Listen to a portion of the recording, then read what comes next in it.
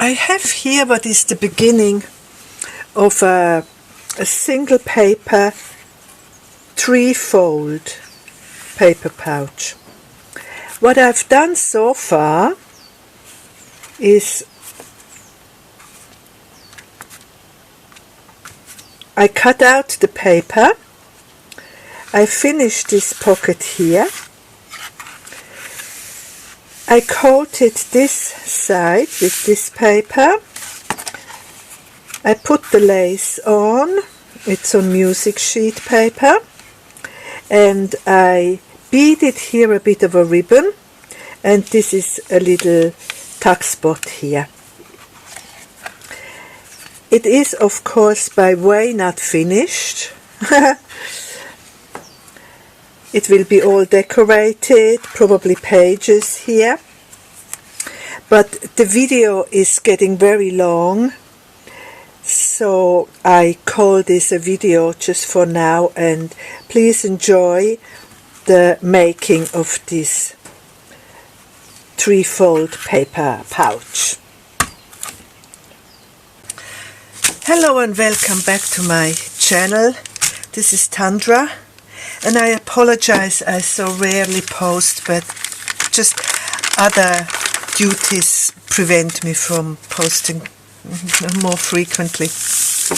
But today, this morning, I was just watching a video made by robindudleyhowes, and she introduces us to the winner of her giveaway, and then she shows how she made that project that the person who won will receive.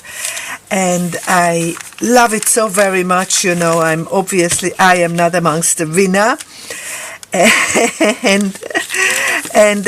but she shows how to make it, and I just think it's just so gorgeous. I never made anything shabby chicy, so I thought I'd jump on. It's early in the morning, I can do a quick another tutorial, follow her tutorial and show you how my version will turn out, because of course I haven't got the same material as she has, so everything will turn out differently, but hopefully not too bad, maybe even nice. So to start with, I haven't got that paper bag that she has. I think hers is longer, maybe even more narrow, but my one will also be narrowed down, because then she continues to line it with music paper. So what I thought, I have this not too thick but not very thin, not the thinnest of paper bags either, you can hear it. And so what I've done so far, this was the bag and this was closed here at the bottom. So I opened up carefully the bottom here, and now I open up here the seam where it is glued together, and because I'm gonna cut it more narrow, it actually doesn't matter whether it turns out really good or not. I could even cut it. I'll make it a bit quicker.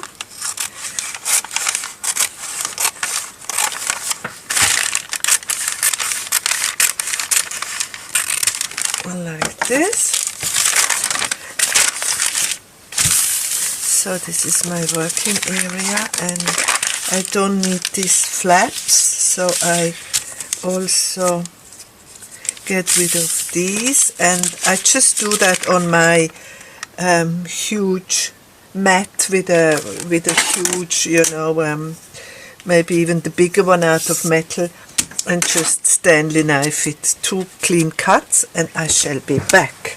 Here I'm back with this piece of paper bag cut down. It's fairly thin, and I don't mind because it's gonna be covered with note paper on both sides, which will make it very firm for a pocket, for, you know, that etui, that pouch type of journal that we are making.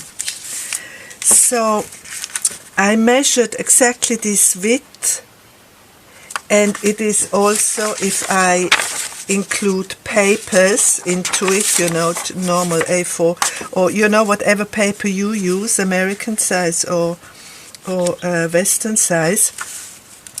That's what I measure. So if I add, let's say I would add signature into it, then I could just use this size. And it also happens that my note paper is exactly this size, so that's what I took here for my paper bag. And the length I made as Robin Dudley Howes suggested. It's about 14 inches long, which is a beautiful 36 centimeter, very Sumerian. Easy to work with the numbers. So each flap would be about 12 centimeters, so it'll just fold in like this. And what I do now is I just glue these music sheets onto it like this. I already cut it out. So I shall glue, if I find my brush again, here it is. And I have a bit of watered down PVA here, and in my, what you call it, experience, this is just good enough to glue down paper to paper. It works very nicely. It gets a little bit wet, it takes time to dry, but that doesn't matter. Still better than that thick glue, I reckon, that I find too hard to work with. So this should be enough for one side. And put this down here.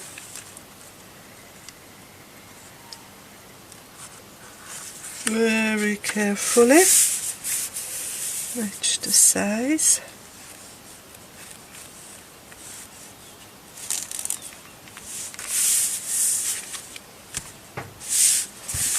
There. Maybe we take a credit card or just something to get all the bubbles out.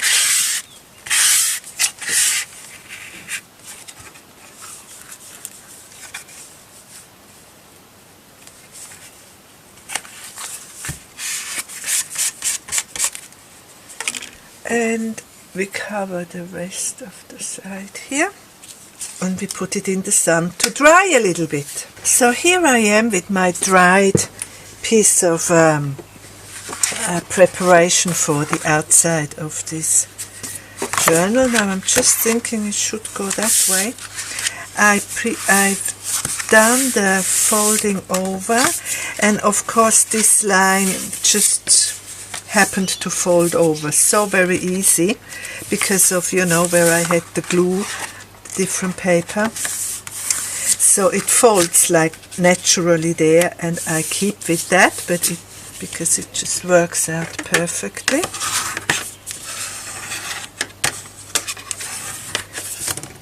And then this folds over like this, and as you see it's not totally perfect, so we just make it perfect by just trimming this back. Of course you can do that with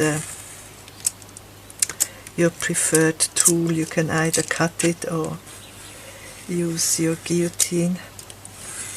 I just haven't got a guillotine, and I'm so used to using the Stanley knife that I'm quite happy to keep up with it.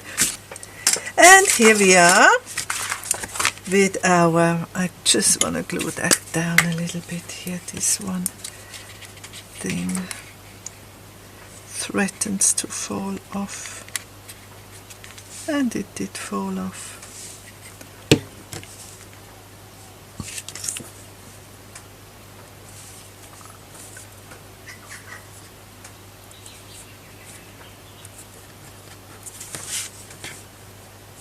There. Let's cut a little bit here. That's it. That's it. Be precise and perfect. And now this is gonna be then that pocket here. So I glue on my lacy piece of coffee dyed paper, and then I will trim it off here, and as Robin I will do some sewing around so that we have this pocket and that, and then I see further. I haven't even watched her video further than this step. Oh dearie dear.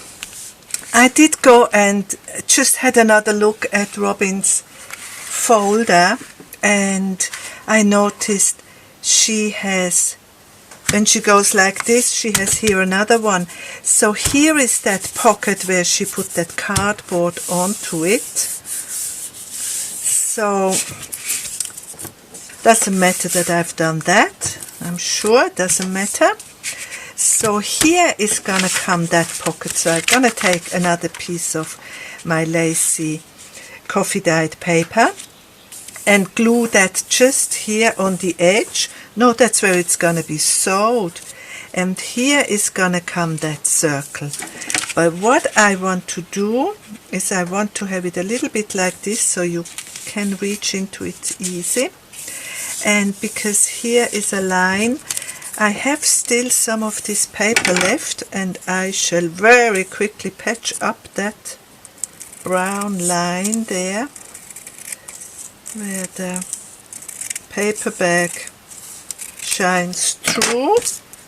That's an easy job.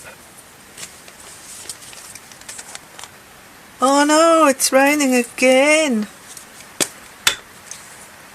And I'm waiting to put out my washing. Well, I have to put it out under cover. That's okay.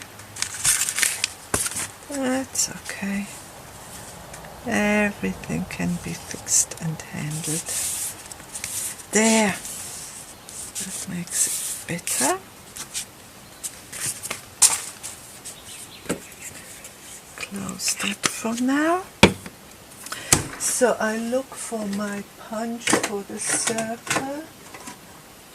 So we make it a big one. A big one. No, it's too big. So I got these two other options, and I think this shall be my option. So what I do is just I fold over, just nick it a little bit to find the center, and then I line that center up with that center dot that is in there. Give it as much depth as I feel like it. Maybe like this. And here we go. Of course that will have to be inked so we can notice it. I ink it with, you can't even see, Distress Oxide, and of course it's that famous, what is it called? Vintage Photograph or something like that. It's a beautiful color. I'll just do the edge here because again it's gonna be trimmed here, and then there's the sewing line.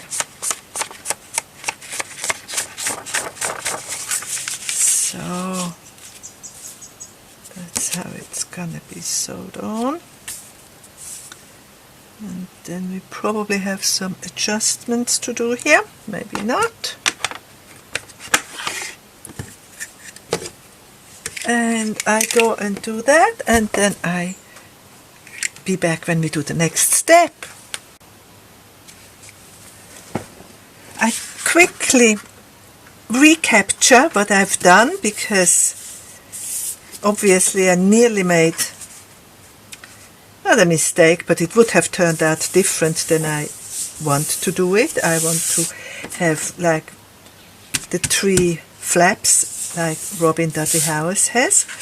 So my piece is roughly about 14 inches long, which is 36 centimeters, and each segments then are roughly 12 centimeters, or divide by 14, your 14 inches by 3 roughly. That's why these Sumerian numbers are so handy to work with. They are just so logical. So this is the first flap that comes in, and then this is going to be the cover. And here we would like to have a pocket on it. This is going to be sewed down, so I cut here out a little flap that will be sewed on like this. And then this is going to fold in like this and fold over like this. And I choose this version of one paper, whereas the other version I saw was made out of a paper bag, and this was the back, the bottom flap of the cardboard, but I make it kind of out of a single piece of paper because I haven't got such a paper bag, and other people mightn't have it either. So this is a nice version how to do it with just paper.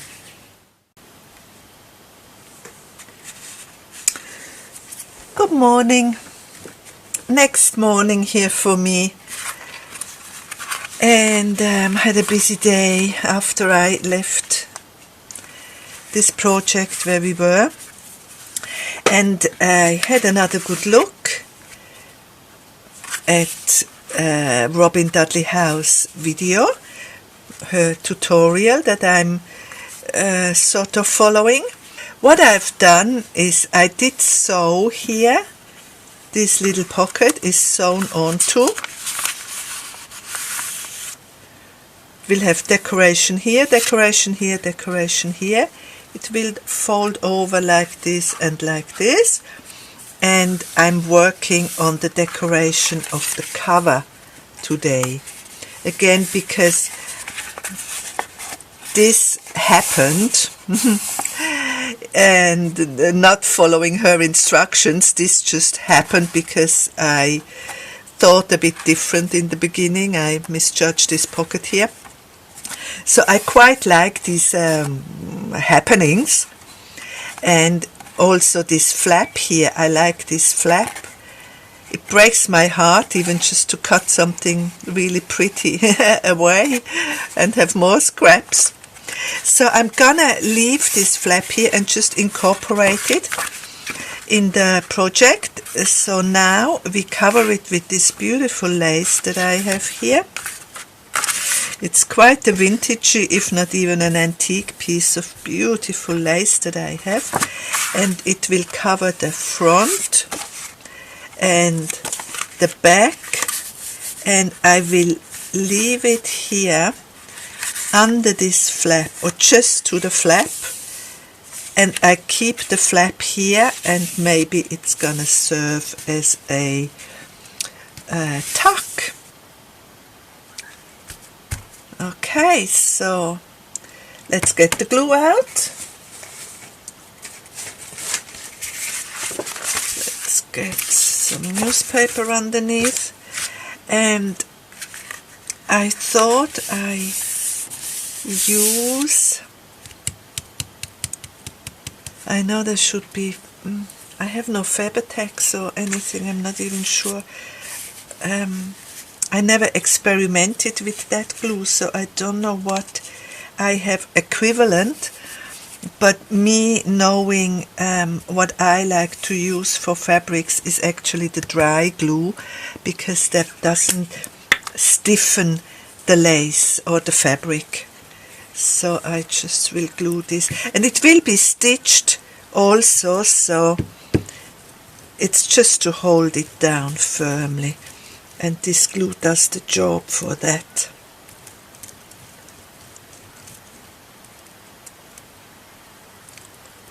This is a very overcast morning. I'm inside, as you can say by the lighting here, and it was a bit miserable, not very cold, but miserable, so I did light the fire, and it's nice and cozy here. So I think that will do this side. And here I think I do cut it down to this end, just to here. Yeah. I want to save this beautiful flower here. You never know, I might want to put it somewhere.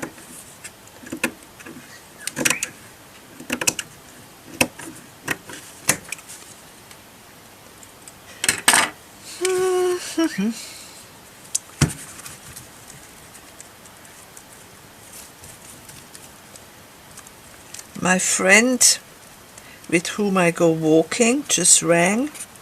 She lives a little bit further up the road, and we were supposed to go for a walk this morning, and she just rang and she said, oh, the rain just started up at her place, and the weather very often comes from her place, and it just started raining here, so lucky we didn't go.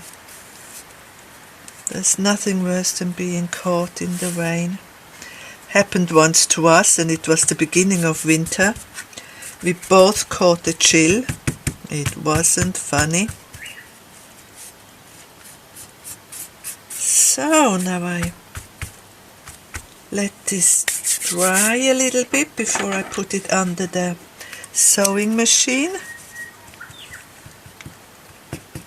Oh dear.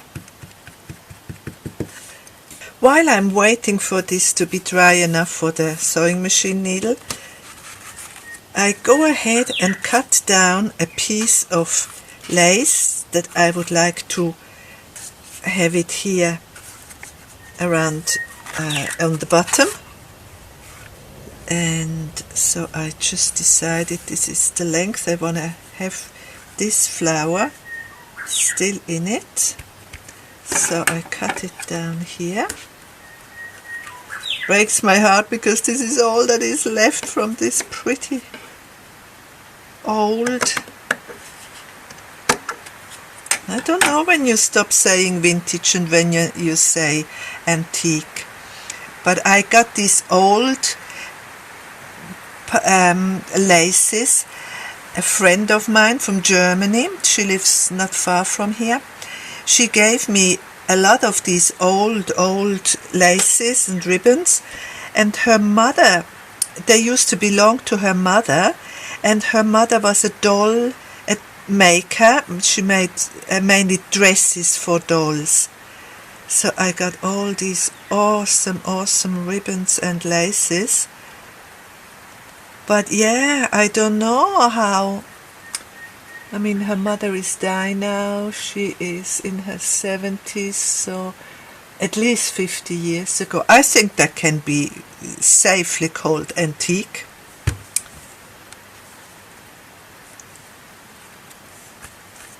Like this. And what I would like to do to this sweet little thing is put a few beads around here. I've just been watching a video by Sonya Stepto. Don't know if you know her. I will link that video. How she shows how she beads around little flowers on a piece of ribbon. I found here this box full with beads and little flowers. I have to, it's a very long time since I beaded, but I beaded a bit. You can see that by the amount just in one box, and I have a dozen of boxes at least. And while looking through, I also found this. Isn't this awesome? This can go in the center of a lace flower or something for a cover. So we keep that here. And I'm looking for little beads. There are those longish type of beads.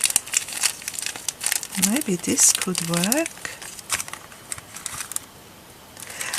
Oh, look at that beautiful red.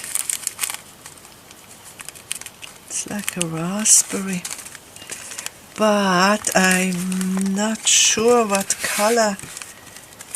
It's only a few, but no, I don't want this color. Put that back. This color might work. So I just, no, they are too big, because see how my flowers are very dainty and fine and delicate, so I need fine and delicate beads. So we put these where they were. The flowers, sequins. Not today, thank you. Little beads, little beads. Nearly, nearly.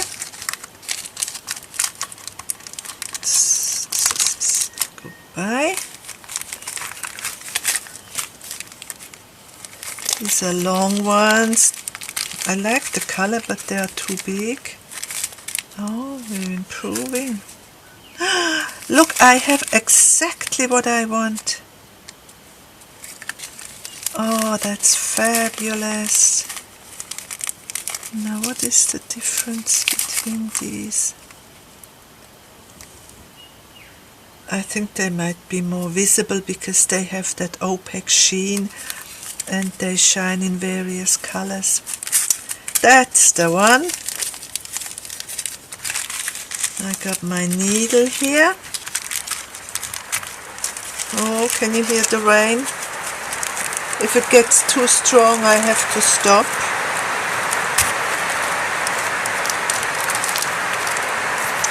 Rain on a tin roof. Ah, the rain has stopped and the sun is out. It was just a few minute heavy drops and it's nice and light now. So I didn't get very far with beading, and what I noticed, you know, I have to be very careful with choosing a needle that I still can see the eye big enough. I'm wearing my glasses and nevertheless, and then if I do find a fairly thin, this is a very fine needle for what I'm used to use now lately, and you always have to make the check that you actually can get it through the needle. So although one went through and then the second one already didn't go through, so I have to look for another alternative, and I have here more needle, and I bet this is gonna be thin enough, but the eye is that small, I doubt I will be able to thread it. Yeah, see, no problem. Now if I could,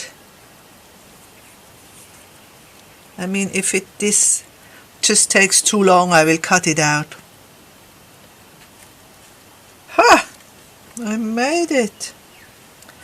Okay, so pick up the next bead. See, these are all options I could have. But nowadays I don't shop for thin needles with little eyes. Nowadays I shop for thin needles with big eyes. But of course, even biggish eyes, they need a certain thickness of needle and they are not suitable for beading. So here's my second little bead.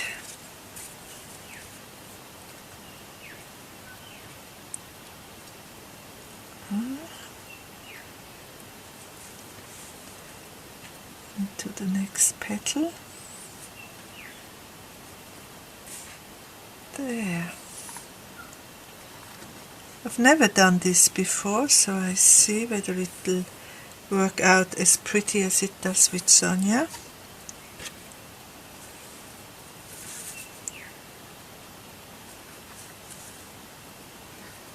You know, it is just really a matter of practice, time and practice, that you get it all right and you know exactly what to do, how to stitch it, so you get optimum beauty out of these things. And as I have mentioned a few times, I'm a bit on the beginnerish side. Or maybe I'm clumsy, who knows? Who knows really so exactly, it doesn't matter. I do my best and I'm full with enthusiasm and I give it a go.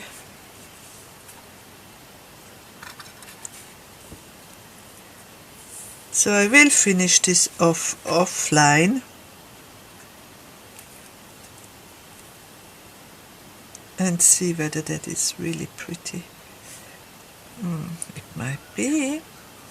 I did get a bit ahead and I'm this far. They do not show as nicely as I wanted to, but I found some pearls. They're real pearls actually, from a necklace from my grandmother that fell apart. Very old pearls, and I just attach a few pearls here and there. And I thought I'd turn on the camera because the birds are just calling and calling. They're just outside on my veranda where I usually work. But I'm in the middle of this work, so I don't want to just rush out and continue working out there.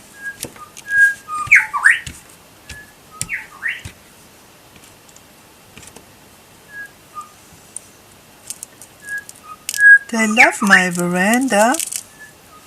Although I do not feed them, there is nothing left out there for them to have. But they just come, and maybe they are thankful I do not feed them with, not their kind of food. But of course it's big fun to feed the birds. I did feed the parrots, the lorikeets, for a while.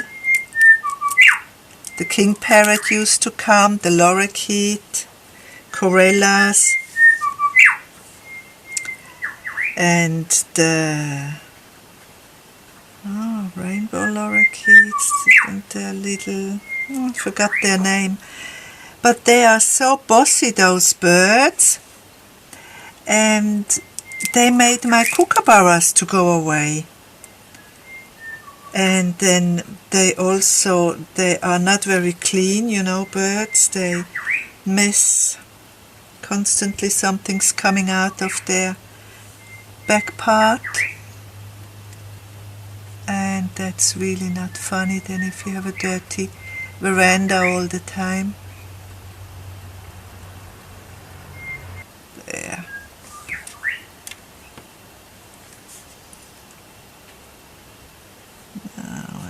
Last one I want to put in here, and then I see whether they how it looks if I put it then down here. And this is where I wish this to sit.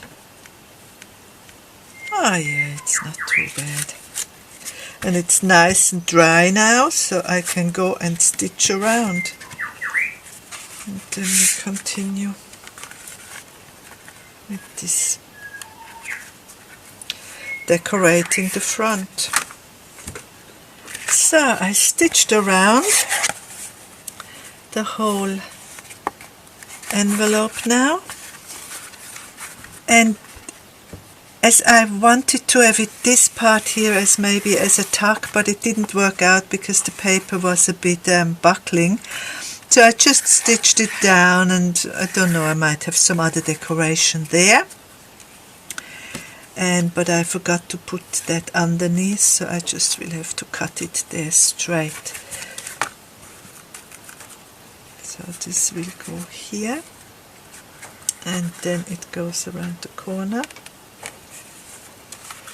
But because I have the intention of having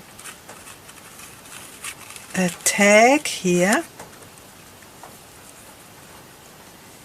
and it doesn't slide in nicely between laces, so I thought I give it here a strip of white paper, and I glue that on both sides, but not in the back. So here I already could use, I wonder whether I shall try this glue here.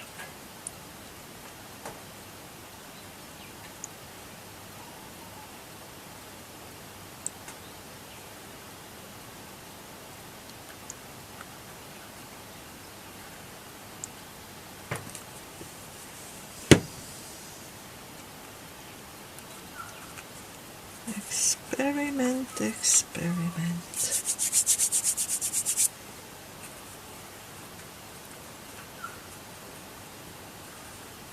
And then I have to find a white piece of paper. That shouldn't be difficult.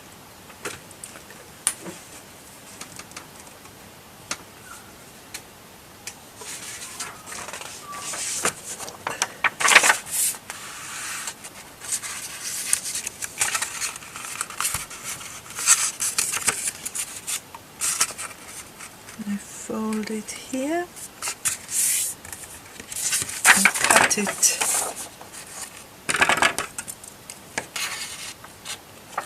here.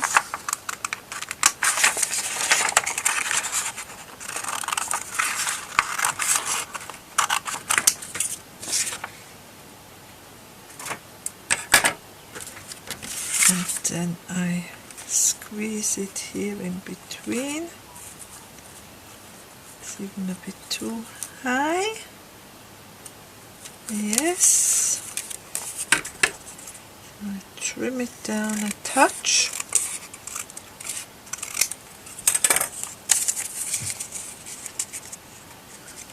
Oh, dearie me. I hope this works out good.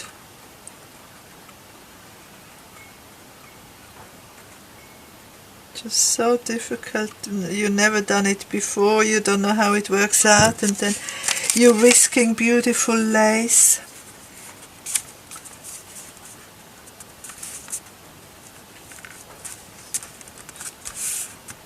And just can hope so it will close here on the sides, and then we have the other fabric here.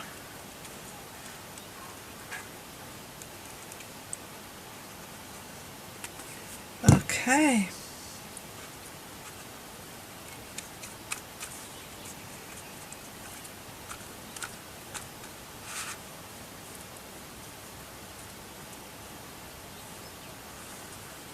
I could have given it more beads, but I'm just not that good yet. And if anybody would like to bead something, a ribbon or a doily or fabric or something, it really goes very quickly. I mean, this amount of beading took me hardly 10-15 minutes. So now let's see whether this tag would slide in nicely. Yes, that's nice. But of course this will get decoration. Let's make sure it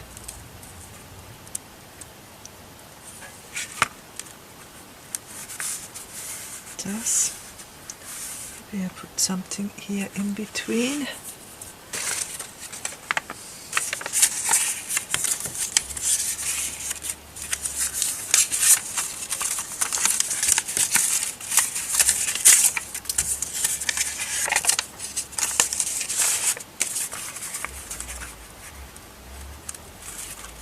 Just between the two papers, and it definitely has to go and be weighed down until it dries, so not much of pressure. So I just put it underneath here and maybe put this here on top and wait a little bit.